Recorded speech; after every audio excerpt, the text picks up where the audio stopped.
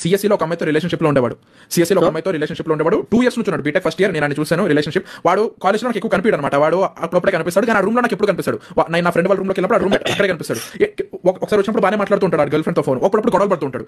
అలా 2 years నడిచింది. Third year, ఇది బీటెక్ థర్డ్ ఇయర్. నేను ఆ థర్డ్ ఇయర్ ఎండింగ్ లో వెళ్ళిపోయాను. ఆ BTech third year first sem లో వాడు అట్లానే గొడవ పడుతున్నాడు. అమ్మాయితో గొడవ పడుతున్నాడు, అది పడుతుంది, ఇది పడుతున్నాడు. అప్పుడు అడిగాను పక్కన నా ఫ్రెండ్ గాని, ఆడు నీకు తెలుసు ఎవడో ఆ ఫ్రెండ్ గాడు. అయితే అని అడిగారు, ఏంట్రా ఎందుకు ఇంత దారుణంగా కొట్టేసుకున్నాడు, ఏమైందంటే ఆ అమ్మాయికి వాడికి బ్రేకప్ అయిపోయిందిరా, వాళ్ళిద్దరికి బ్రేకప్ అయిపోయింది. ఆ అమ్మాయి వేరే వాడితో ఎవరితోనో రిలేషన్షిప్ లో ఉందంట ఇప్పుడు. అందుకనే ఇప్పుడు ఆ అమ్మాయి వాడితో బయటకు తిరగడానికి వెళ్ళింది. వీడేమో ఎందుకు తిరగడానికి వెళ్ళో వచ్చేయమని చెప్పి వస్తున్నాడు. ఈడేమో బ్రేకప్ యాక్సెప్ట్ చేయాలి. ఆ అమ్మాయిని వదిలేసి వెళ్ళిపోయింది. ఆడు వదిలేసి వెళ్ళిపోయిన తర్వాత పక్క రూమ్ లాడు ఏడుస్తున్నాడు. ఎందుకు ఏడుస్తున్నాడు నాకు అర్థం కాల. ఎందుకు ఏడుస్తున్నాడు అర్థం కాల. ఆడికి 5 స్నాప్లు వచ్చాయి. ఒక స్నాపే ఓపెన్ చేశాడు. మాకేంటో తెలియదు. అది నా ఫ్రెండ్ గారు పట్టుకున్నాడు. వాడు ఎక్కి ఏడుస్తున్నాడు రా. ఆడ ఫ్రెండ్ పట్టుకున్నాడు. మా అందరి ముందు ఆ స్నాప్ ఓపెన్ చేస్తే ఆ అమ్మాయి వాడికి బ్లో జాబ్ చేస్తూ ఇక్కడికి స్నాప్ పెట్టింది. That guy was taking snap. ఆ అబ్బాయి గారు ఇలా స్నాప్ చేస్తున్నాడు.